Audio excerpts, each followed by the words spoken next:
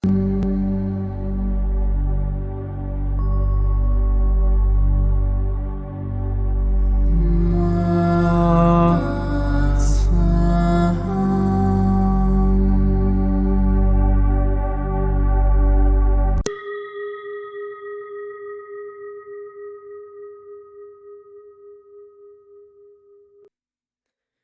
qui suit est la transcription d'un échange entre Mathias de Stefano, désigné ici comme moi, et son soi supérieur désigné comme je suis. Dans cette capsule, la voix féminine incarnera le moi, tandis que la voix masculine représentera le je suis. Cette conversation intitulée Sculpture a été réalisée le 16 mai 2021.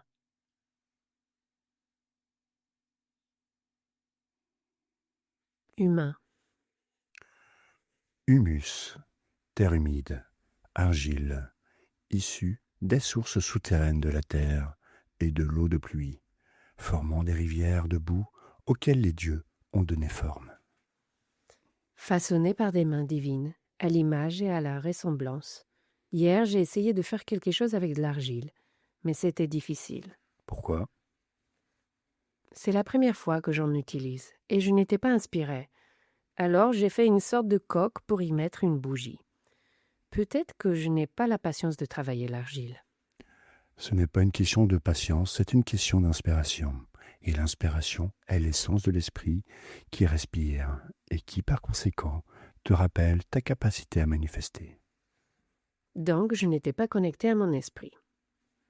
Tu étais préoccupé par d'autres choses qui t'ont détourné de ton être, des questions d'organisation qui ne te permettent pas de t'exprimer. Lâche prise et regarde-toi dans l'argile. Pourquoi l'argile ? Pourquoi la création se trouve-t-elle là ? Chaque jour, tu arroses les pots où se trouvent les graines. Chaque jour, tu les vois grandir, prendre forme. Tu vois les tiges s'étendre, les feuilles suivre la lumière du soleil. Avec l'eau qui mouille la terre, tu vois la boue se former et les plantes gonfler, fortifiées, puissantes. Lorsque les anciens ont vu que les petites graines poussaient dans la boue, à la jonction de l'eau et de la terre, ils ont pu comprendre d'où vient la vie, car les plantes nourrissent les animaux, et ainsi les humains.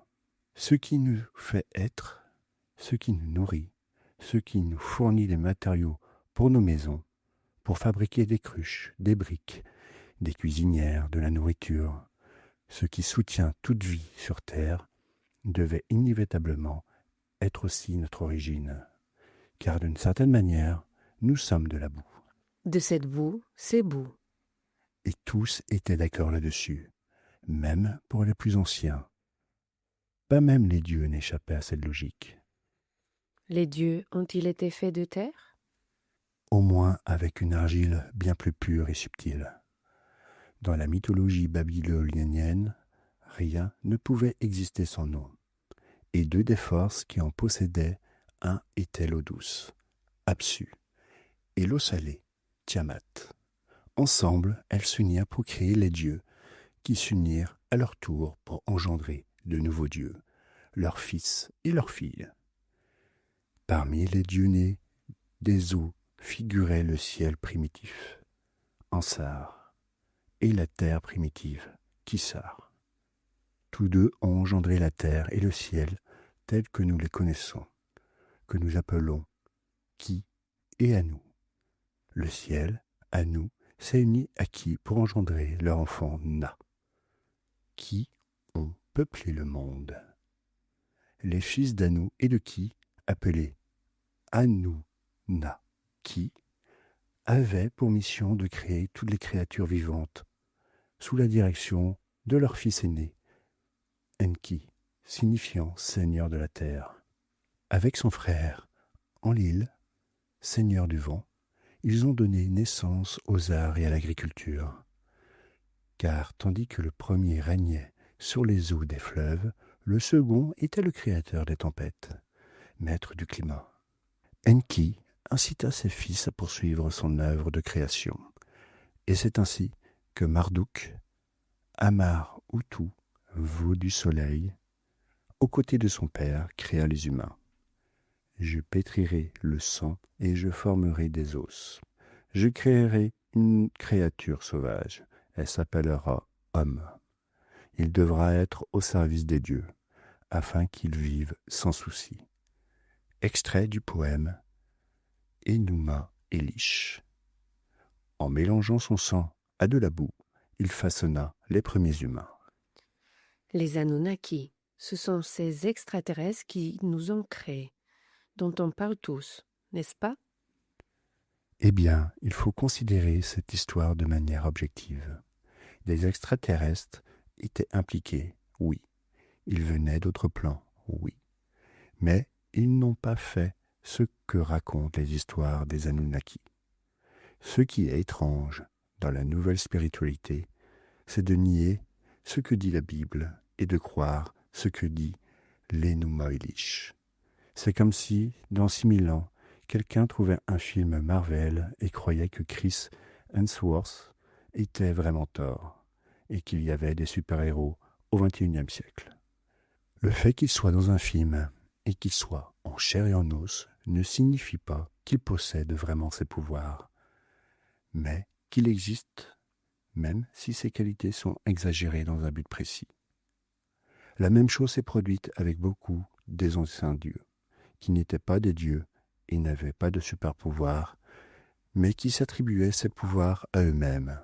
Et comme à cette époque il n'y avait pas de film, cela se traduisait en poèmes.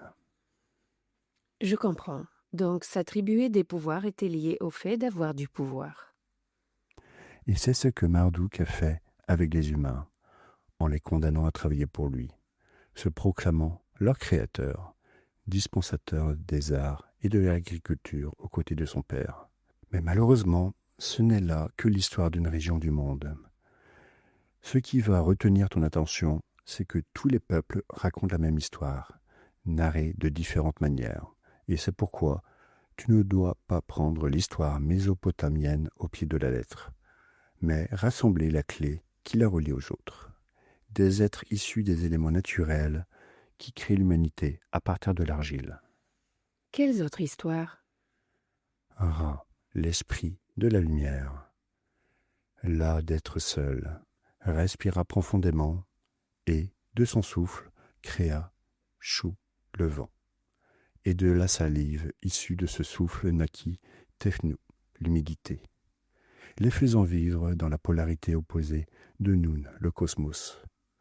Ra décida de créer un lieu où s'asseoir pour contempler et fit émerger un espace sec parmi les eaux d'où il était sorti, créant avec Chou et Tefnut 2 enfants, Geb, la terre, et Nut, le ciel. En marchant sur Geb, il traça un chemin pour se déplacer librement. Comme il éteignit des eaux, ce chemin fut un fleuve, le Nil. Geb et Nut s'aimèrent profondément, s'unissant sans laisser d'espace entre eux. C'est pourquoi Amon-Ra, cherchant à créer la vie, décida de demander à Chou de séparer ses enfants en constante copulation. Et depuis lors, le vent circule entre le ciel et la terre, et leurs enfants, les étoiles. Ra envoya l'un de ses yeux observer ce qui se passait, mais à son retour, un autre œil avait pris sa place, ce qui le fit fondre en larmes. De ces larmes naquirent les créateurs de vie, et cet œil eut pour récompense d'être placé sur le front de Ra, donnant ainsi naissance au soleil. L'un des dieux nés de ces larmes et de la terre fut Gnum, qui, dans la mythologie égyptienne, est le dieu potier, le dieu créateur. Avec sa tête de bélier, c'est lui qui modelait toutes les formes de ce monde. C'est ainsi qu'il créa l'humain parmi tant d'autres choses, jusqu'au jour où, épuisé, il décida de briser son ouvrage en le répartissant en morceaux à toutes les femmes qu'il avait créées. Je veux t'offrir le corps d'une déesse. Tu seras parfaite comme tous les dieux et tu recevras de moi le bonheur et la santé, ainsi que les couronnes des 2 pays. Et tu seras au sommet de tous les êtres vivants. Elles proviennent presque de la même source, cette fois-ci en donnant directement le pouvoir créateur aux femmes. Les Grecs avaient eux aussi leur créateur, Prométhée, la prévoyance, qui eut le courage de défier les dieux et de ne pas se plier à leurs lois ni à leurs intentions. L'esprit libre, il parcourut le monde créé et constata qu'aucun être de la création n'était capable d'abriter l'esprit d'un dieu. Il prit alors de la boue sous les berges des rivières et façonna l'humain. Il demanda à tous les animaux de lui donner leurs différentes qualités et défauts. Il les plaça dans le cœur de ces créatures en le refermant. La vie humaine vit le jour. Il en va de même dans la mythologie asiatique et amérindienne. En Chine, la déesse dragon Nuwa, se sentant seule, prit la boue du fleuve jaune et façonna les humains à son image, mais avec des jambes pour qu'ils puissent marcher. Dans le Popol Vuh, le livre de la communauté maya, il est raconté que l'origine de l'humanité remonte également à la terre, bien que celle-ci se désagrégeait. Ils ont donc choisi de la reconstruire à partir d'un mélange de terre, de bois et de maïs. Beaucoup de terre. Et bien sûr, dans le mythe assyrien, akkadien, sumérien et judéo-chrétien de la création, le premier homme, Adam, a été façonné à partir d'argile, à l'image et à la ressemblance de Dieu, ce qui lui a donné son nom, Adama, terre rouge. Pour la plupart des peuples anciens, l'argile était l'origine de l'humanité. Mais clairement, nous ne sommes pas faits d'argile. Alors cette idée renvoie essentiellement à ce dont nous avons déjà parlé. Les graines, l'agriculture, les premiers humains se couvrant d'argile pour se protéger des prédateurs, pour ne pas dégager d'odeur ni être piqués par les insectes. Comme toujours, tout repose sur une logique simple qui va au-delà du magique. Le récit magique, la narration, les histoires, les contes, les légendes, les mythes ne sont rien d'autre qu'une description littéraire des faits banals qui poussent les cultures à croire, à désirer, à éveiller leur adoration ou leur volonté, et surtout à reconnaître que le monde possède les matériaux de base pour la création. Et si les dieux nous ont donné leur esprit créateur, cela signifie que nous pouvons le faire aussi. Façonner la réalité, créer. À partir de la boue, de l'argile, de l'union de l'eau et de la terre, les premiers humains ont développé quelque chose de bien plus profond que la fabrication d'un vase, façonner leur imagination, avant de découvrir le potentiel utilitaire, le potentiel d'outils que l'argile leur offrait. Pour leur vie quotidienne, l'argile était un instrument de jeu qui leur permettait de modeler quelque chose d'informe, pour lui donner un esprit. En voyant qu'ils pouvaient façonner le visage, le corps d'une personne, d'un animal à partir de l'argile, ils ont tout compris. Les dieux ont dû nous créer de cette manière. Oh, maintenant je comprends. Ce n'est pas que les dieux nous aient fait d'argile. C'est nous qui, en découvrant que nous étions capables de modeler une image humaine à partir de l'argile, avons compris que c'était la manière la plus logique de créer une personne. Tu as compris. Nous avons créé les histoires en fonction de ce que nous avons vu, que nous étions capables de faire. Voir l'argile, en prendre un morceau et modeler une figure, c'est l'art le plus ancien et le plus rudimentaire des humains, qui vivaient dans les grottes et les forêts. Les figures les plus anciennes répertoriées découvertes dans l'histoire représentent des femmes aux formes généreuses, rondes ou enceintes, symboles de fertilité, de prospérité et de bien-être. Chaque famille humaine en avait généralement une dans sa grotte, comme symbole de la création. Comme la Vénus de Willendorf, l'une des plus anciennes Vénus du monde. Depuis le Paléolithique, les statuettes d'argile et de terre cuite symbolisaient la prospérité de la création. Faire de ses mains. Le feu cuit l'argile, la transformant en pierre, la rendant éternelle. L'humain y mettait son esprit, lui donnait en quelque sorte la vie. C'est ainsi qu'est né l'un des arts les plus étonnants. La sculpture.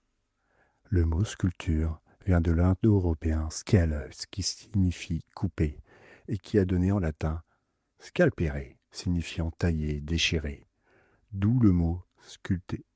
La sculpture est le résultat de l'acte de sculpter, l'art de prendre un matériau et de lui donner forme, de le tailler, d'enlever le surplus pour lui donner la forme souhaitée.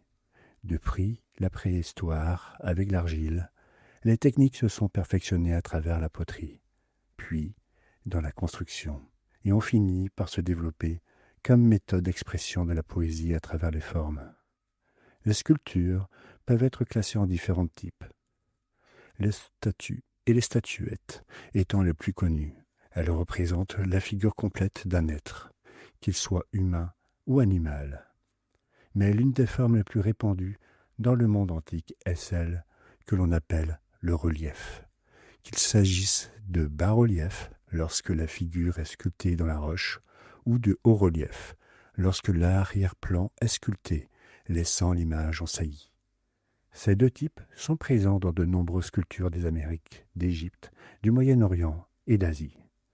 C'est surtout dans ces trois dernières régions et en Europe que s'est développée la sculpture en ronde bosse, dans d'autres types de matériaux plus complexes à travailler, à commencer par le plâtre, puis l'albâtre, le granit, le marbre, le stuc et le métal, permettant d'ajouter de la matière, d'en retirer ou de la creuser, ainsi que de le fondre. La sculpture a permis de montrer la capacité humaine à être des dieux, en donnant vie à quelque chose d'inerte, d'inorganique, quelque chose qui semblait mort.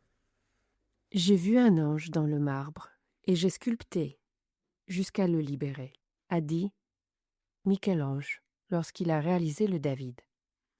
Sommes-nous les créateurs, ou sommes-nous en réalité ceux qui découvrent ce qui se trouve dans la matière? La divinité se trouve en toute chose, dans chaque atome, et rien n'est vraiment mort, mais seulement endormi. La vie existe dans l'esprit, et la découverte se fait de manière réciproque, c'est-à-dire entre l'observateur et l'observé. Comme nous l'avons vu en physique quantique, une réalité ne se manifeste pas tant qu'elle n'est pas observée, et c'est l'observé qui définit l'observateur. La relation est réciproque, et c'est pourquoi, lorsque tu sculptes, dessines, écris, tu manifestes dans la matière le potentiel qu'elle possède en relation avec ton fort intérieur. Autrement dit, en découvrant le monde caché sous nos yeux, nous ne faisons que nous découvrir nous-mêmes. L'art de la sculpture est une métaphore très profonde à nous offrir. C'est la capacité de nous modeler nous-mêmes, de toucher notre imagination et notre monde intérieur, la capacité de sculpter les formes sculpturelles et inertes qui recouvrent nos âmes jusqu'à en trouver l'essence, libérer l'ange. Le processus de la vie, la croissance personnelle, peut être vu comme un processus sculptural, dans lequel nous essayons de nous libérer de l'oppression de la roche, des structures, des croyances, des schémas, afin de pouvoir découvrir la douceur cachée, la beauté qui habite en nous. Ou encore ajouter de nouvelles parties, fusionner de nouveaux éléments avec les anciens, ajouter de l'argile pour certains ajustements. Je crois que je vais commencer avec une nouvelle sculpture, cette fois-ci en sachant cela. Nous sommes eau et terre. Le feu intérieur nous fortifie et l'air assèche notre peau en lui donnant de la fermeté. Nous sommes la sculpture parfaite des minéraux de la création. Nous sommes de l'argile dotée d'une âme, issue des mêmes minéraux qui créent les montagnes, du même silicium que les quartz et les granites, des mêmes sels que les boues, des mêmes eaux que l'argile. Nous portons en nous toutes les bases du monde minéral qui nous a façonnés jusqu'à se donner vie à lui-même. C'est notre tâche de poursuivre son art, de le transformer en beauté éternelle. Sculpter à la fois le corps, l'âme et l'esprit. Tu es une œuvre d'art, vis comme telle, admire-toi comme telle. Faite à l'image et à la ressemblance.